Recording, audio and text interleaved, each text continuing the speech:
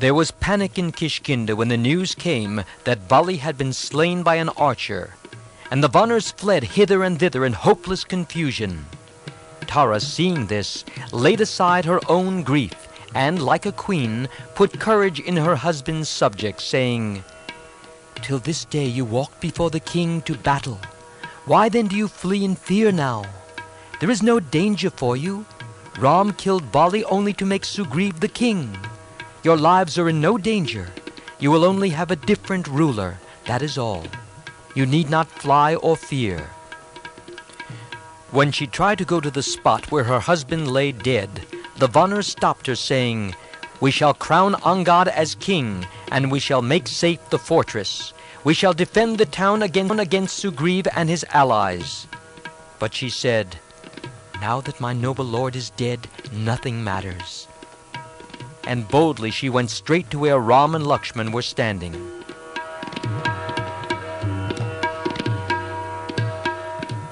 When she saw her husband lying wounded to death, she could not control her sorrow. She sobbed and cried, embracing the wounded Vali. "How many heroes have you laid low, and now you lie low yourself, and you have left me here."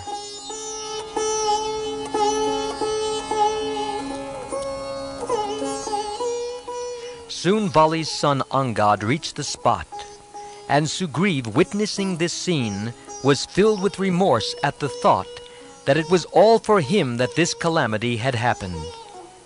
Tara rolled on the ground and lamented, "Leaving dear Angad an orphan, and myself a helpless widow, you have gone on the journey from which there is no return. Oh, my Lord, my Lord!"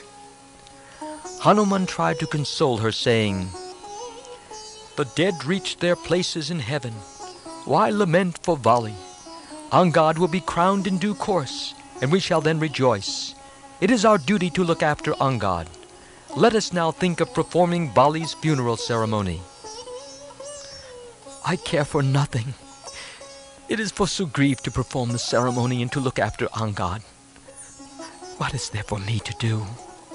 Can 1,000 Angads equal in my eyes my husband? With him I shall enter the house of death. That alone will please me."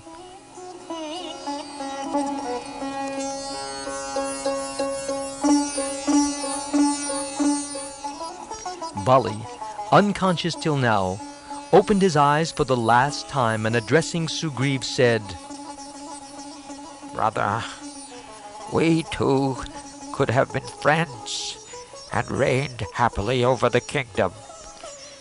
But it was not given to us to be so wise and happy. I am more to blame than you. But why talk about that now?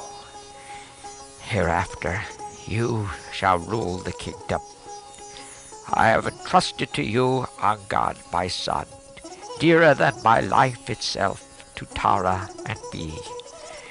He is a warrior, equal to you in prowess.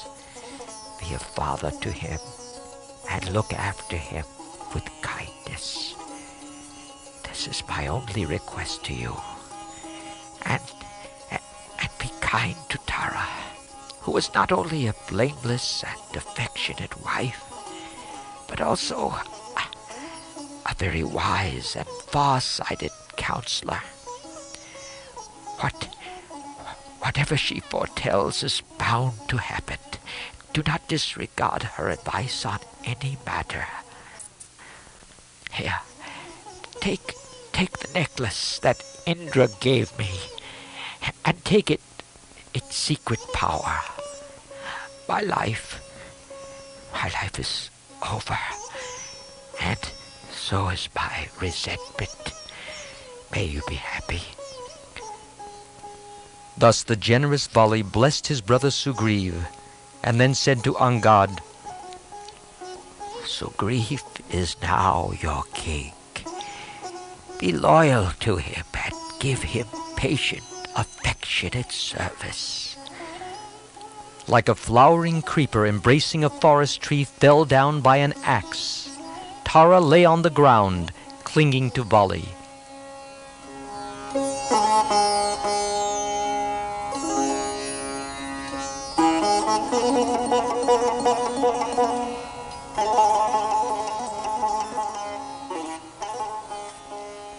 Neil, as gently as he could, drew out the dart from Vali's chest.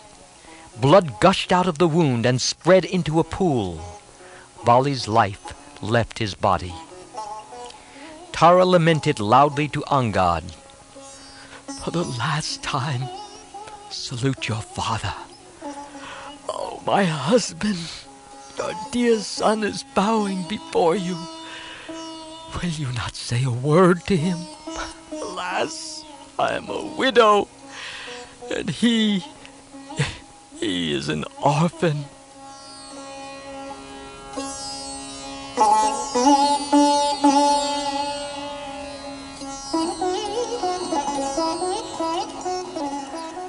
The sight of all this struck Sugriv to the heart.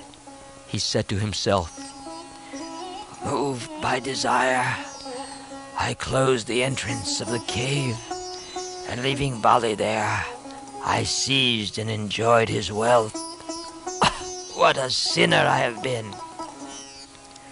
Though my sin was great, he would not kill me. He drove me out and allowed me to escape with life. That was all. But I conspired to slay him and succeeded.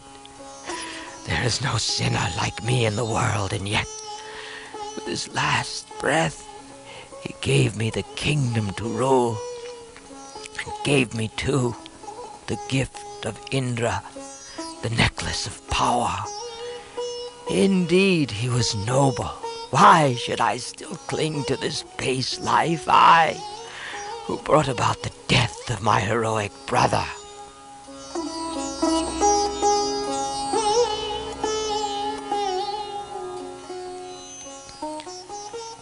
With fear and hesitation, Ram gently approached the weeping Tara.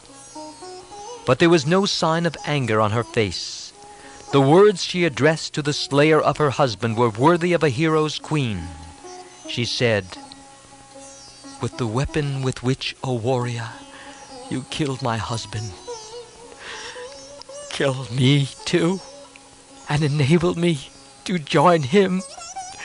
Even in heaven, he will not be happy without me. Do not fear it would be a sin. It will be a meritorious act to unite husband and wife. This will cleanse your sin, your treacherous slaying of my husband.